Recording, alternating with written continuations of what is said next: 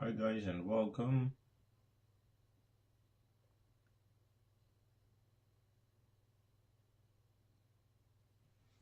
I'm trying to use this application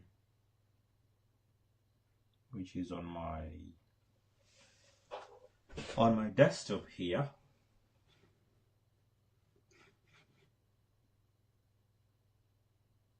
Okay, I think I'll just scroll from the side.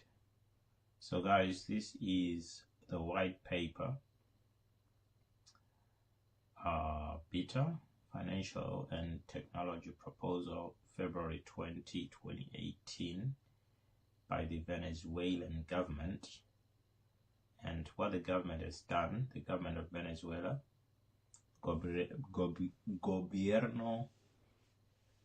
Bolivariano de Venezuela, so that's the Bolivian government of Venezuela. What they have done is they've come up with a cryptocurrency which is going to be their national currency after they've run into some financial problems.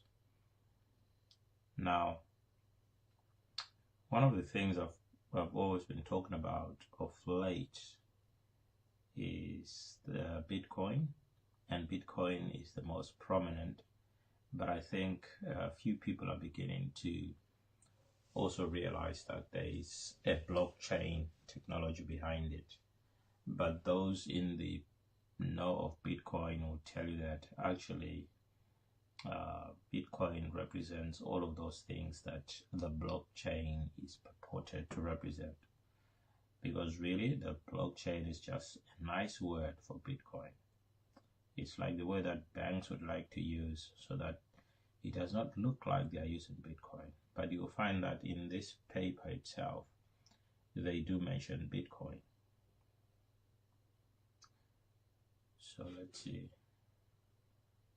I'll be taking questions actually, as many questions as you can actually ask, because I've read through in fact, what I've done is browse through this, and it makes a little bit of sense. I'll just go through some of the main points here, unless if there are any questions, please do ask. What I've actually done now is to put my phone on the side so that I can be able to see questions as soon as they come up. So I'll just read part of the executive summary. So the Petro or PTR has its origin in the idea of President Hugo Chavez of a strong currency backed by raw materials. So they want to use raw materials to be able to make a strong currency. Its background dates back to the proposals for global financial and monetary coordination. So there have been proposals for global financial and monetary coordination prior to the hegemony of the US dollar. So the US dollar has dominated and has become the de facto global financial reserve currency. So this resurfaced after the financial crisis of the late 1990s. The blockchain allows the transfer of value and information. Okay, transfer of value and information without third parties. Unfortunately, the government itself is a third party in this case. So the government introducing a national currency when they are themselves a third party, it will be interesting to see how it all plays out. They provide the tools to successfully face the challenge of creating platforms and financial instruments that are transparent, efficient, and inclusive. Thanks, Timothy, Ines, and Montaza for the like. if there's a question, please, or a comment, just put it in there and I'll have a look at it and see if I can answer it. So Petro will be sovereign crypto asset backed by oil assets. So they want to back the crypto using oil assets, and it'll be issued by the Venezuelan state. Let me just see. I'm using this software for the first. There we go. I've enabled. I can see the comments right on the side now.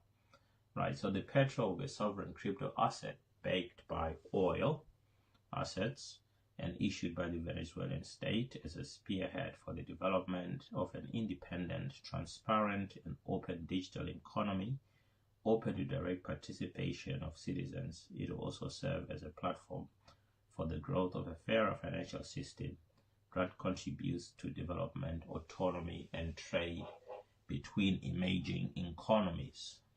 So, create overlay. I don't know if that's a comment. Let me check. Damien Hood. I don't think that's a comment there, Timothy.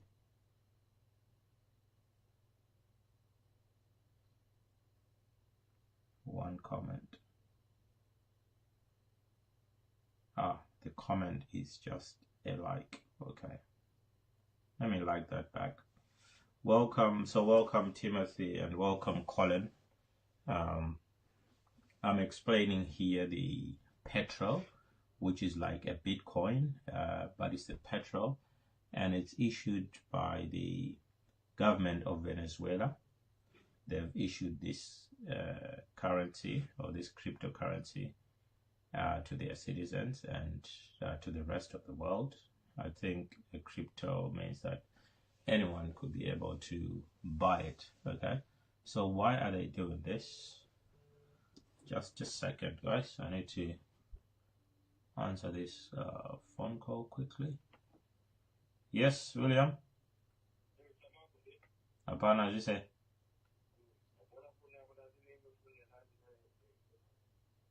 Na idautaranya yampofi. Ujapinde pala. Oh.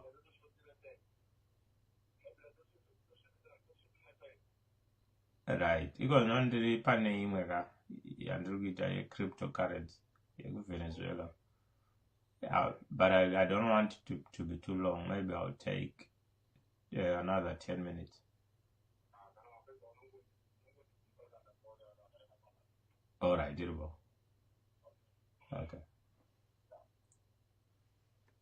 All right, guys. So this is as authentic as it gets, I guess. Simon, welcome. I know we've been talking about this for some time, Simon. So here is the first country, Simon, that has decided to test the cryptocurrency waters. They have come up with their own Bitcoin. Welcome, Margaret. So Venezuela has come up with their own crypto asset or cryptocurrency. It's like a Bitcoin, but it's not Bitcoin. There are so many things that are different to the Bitcoin about this Petro. So it's called the Petro. I'll just go through what I think the Venezuelan government is trying to do. So the adoption of blockchain technology in the global marketplace is not simply a temporary trend or fashion, but a firm and continuous shift towards a future in which the management of personal, institutional, and potentially state finances will become easier, straightforward, quicker, and more transparent. So I think this is one government which has realized that Bitcoin and the concept of the cryptocurrency and the blockchain is the future. And so I think they are trying to issue their own cryptocurrency, maybe test the waters, maybe they become the example or the case study that other countries will need in order to probably do the same, or simply allow the use of cryptocurrencies in their economies. So its use has generated a universe. So two of the applications of this technology, cryptocurrency and tokens, stand out in popularity. Right.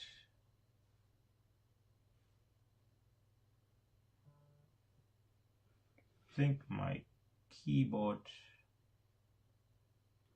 has done something here. Let me see if I can find that my Evernote again. Let's have a look. It's not there.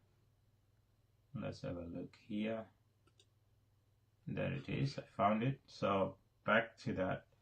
So its use has generated a universe of opportunities that have the potential to alter conventional business practices, especially in industries based on intermediation for exchange or verification, such as finance, trade, manufacturing, and even in areas of human knowledge that usually adopt technological innovations in longer terms, such as laws and politics. Right, so they've got quite a bit of, they've got 7 references here from HBR website, Capital Markets blog, JP Morgan, JBS.com, Forbes, Business Insider, and CoinMarketCap. CoinMarketCap is a good one if you want to find out what's happening in the crypto universe on a daily basis. They've got new stories every day, and also they give you a rundown of what the current prices are for the cryptocurrencies. So still moving on to this, the Petro is breaking in with a promising outlook, taking advantage of the early maturity of blockchain technology, a market of more than 30 million people eager for savings, blah, blah, blah, a world-renowned oil industry. So they are basing their, or they are baking it with the price of a barrel of oil, and there they've got more references there. I'll just go to a graph in which they show just how much oil barrels they have. So as a country, Venezuela is right at the top. So it's got 1, 2, 3, 6 is a billion, 9 is a billion, so 300 trillion barrel oil, 300 trillion, 900 million.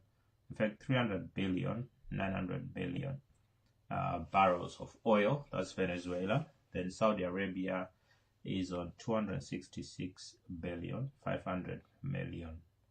And Canada is on 169 billion. And Nigeria is 37 billion barrels of oil. So what they will do is they will peg the price of their crypto to the price of oil on that day. The only problem with that, I think, in the long term is that we are going to see the price of oil take a battering once we have more and more usage of renewable resources. So I think solar is coming up strong, and in the next 20 to 30 years, the Venezuelans would have to come up with a new backing for their crypto. So that's the only problem. And I wonder if Nigeria and Libya can also start thinking about how they can use their natural resources, whether it's by cryptocurrencies or otherwise, but they really need to start taking advantage of this of the resources which I have. Okay, so I don't think that there is anything more to say here, except to read this quote which says Petro is a much more ambitious project than other digital convertible currencies such as the DIGIX or gold-backed. So there are others which are gold-backed, and there is the Tether, which is backed in dollars. So this Tether is just done a 1:1 with the US dollar, so whatever the US dollar is. But the problem is that when the Americans decide to print more US dollars through quantitative easing, or just printing or creating money out of nothing, it means we also have tether out of nothing. So it's something which I don't think is really going to work. It opens the opportunity for using all other assets to back up the currency due to the condition of crypto asset with state sanction, not control on its own platform. The instrument has a massive adoption potential with an approximate of 31 million people in Venezuela alone. So Venezuela has already got 31 million people. So they will be, obviously they will try to support, most of them will try to support their country by using the Petro. Okay, so the Petro will have three facets: means of exchange, as a digital platform, and as a savings and investment facility. And they are looking at this thing. There was a graph here. There's a pie chart which I'm going to show you in a minute. Where is that pie chart? There we go. So the pre-sale, they'll sell 38%, 38.4%, and the pre-sale 44% in the initial offer, and 17% remains as sub-carbon. And sub-carbon, let me show you what sub-carbon is. I think sub-carbon is what the government will keep, and this is how they're going to distribute the funding for this. So 55% as sovereign fund, 15% as technological development, 15% for ecosystem development, and the Petro project will need 15% just to keep it going. Okay, so guys, this is just an example of what to do when you write a white paper, what kind of information to include in the white paper, because what you want is for people to understand what your asset is all about and how they can make a contribution, or how they can also benefit from it. So it's important that you write a comprehensive white paper, and also to understand blockchain in general, cryptocurrencies, crypto assets. It's important that you read these white papers. Okay, so I just browsed through this and I was just showing you the main highlights of the Petro. So the Petro is the first cryptocurrency which has been issued by a national government, and Venezuela is this government, and they have been going through problems economically, and most people are blaming the sanctions imposed on them by the United States, and this is supposed to bust those functions. It's supposed to be sanctions busting. So it's an idea that, you know, as African countries, I think, could also look at, not necessarily to implement it, but it's important to understand how these things work, because then you can also implement some of the ideas from these things. So guys, in the absence of any questions, I'm going to call it a day now. I mean, I'm going to call it a video or a live, because I've got something coming up. I'll be joining William Chinyanga. We're going to talk about the drama that we saw unfolding, that I saw in this video, which was unfolding as a cabinet minister was being supposed to be interviewed or cross-examined by a parliamentary committee, but apparently refused to cooperate. Okay, so I'm going to be talking about that, and what are the implications of such behavior, or what does it say about where the country is going, or where the country has come from. So thank you, Colin, Timothy, Simon, Margaret, and Modi Pams. Thank you for watching. Any questions, just drop them in the comments. If necessary, I'll do another video just to answer those questions on Bitcoin, on the blockchain, on what it means to have this as a national currency, etc., etc. So thank you again for watching, guys.